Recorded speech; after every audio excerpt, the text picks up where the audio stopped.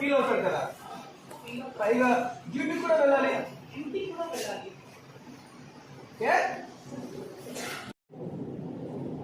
వెళ్ళమ్మ కూర్చో. మిస్సమ్మా మిస్సమ్మా కోసం ఎవరు వచ్చారో చూడు. రమ్మన్నా